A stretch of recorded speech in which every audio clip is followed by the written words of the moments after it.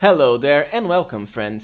This video is all about the best falchions you can find in Pathfinder Wrath of the Righteous. Falchions are extremely powerful weapons, capable of extreme critical range for very high damage and generating lots of attacks of opportunity for your party. Certainly one of the best two-handed weapons that you can use in the game, the other one being Falchiard. So let's get started. As usual, this guide will be in order of availability on how early you can get each one of these falchions. So as far as chapter 1, you really have to make do with Finion. There isn't a single enchanted falchion in chapter 1 at least, but Finion is certainly good enough. He is a cold iron weapon, so perfect to bypass demons' resistance to physical damage, and even has the ghost touch property to help you defeat those pesky and annoying shadows in the early game.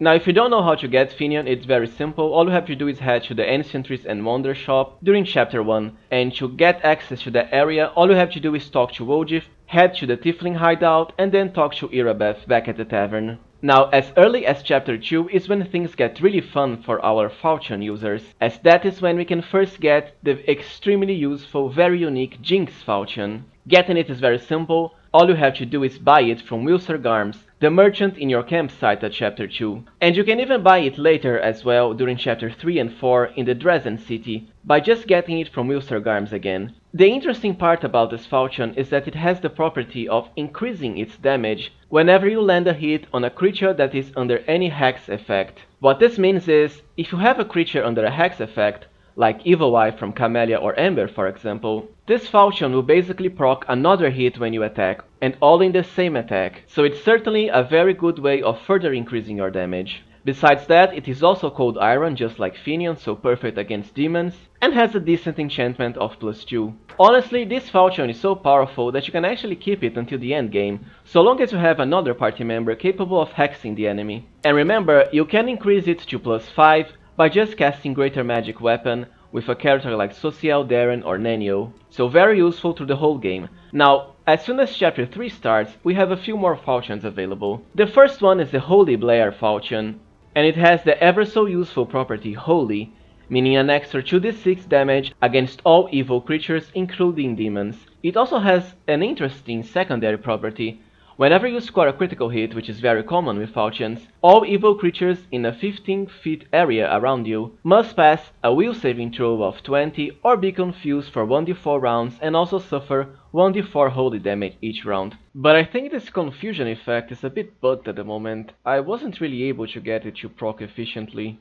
Still, it can be very powerful for the holy property alone. Another interesting note is that, well, at least to me, this falchion has a very cool and unique look when compared to the other ones. To find it, all you have to do is buy it from the skeletal merchant that you meet while traveling through the world map and requesting him exotic items from faraway lands. So whenever you meet him again, he will have this falchion for sale. Now chapter 3 also has another interesting falchion, the Touch of Mercy. It is a +4 bleed falchion. Bleed means whenever you hit an enemy, it's going to take an extra 1d6 damage per round. Also, if you confirm a critical hit on a bleeding enemy whose hit points are below 80, they will be instantly killed, that's right. Besides that, it already comes with a very powerful enchantment of +4, which is rather big for chapter 3. Now honestly, I would rather go with Holy Blair or Jinx.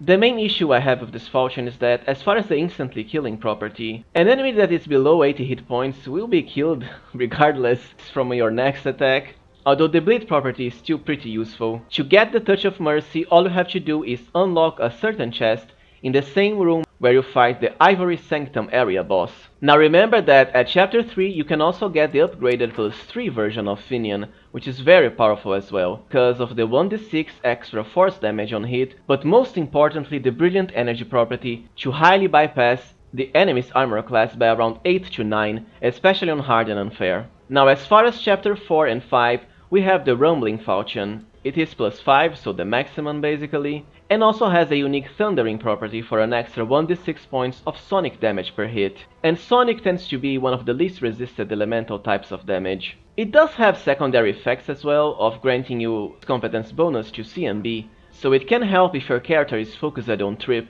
as this will highly enhance your trip attempts. It also gives you a +1 circumstance bonus to armor class whenever you attempt a Thunder Armor maneuver. I don't find this part that useful. The trip one certainly can be, though. To get the Rumbling Falchion, all you have to do is loot it from the Enraged Citizen Demon in the middle city during chapter 4. Well, so currently these are the best Falchions in the game, and honestly, if you have a Hexer, I would certainly recommend keeping the Jinx Falchion from chapter 2 to chapter 5 and 6. This is how powerful it can be, because of the extra damage to hit. That can mean up to around 200 damage, so nothing to sneeze at. Well, so this was it everyone.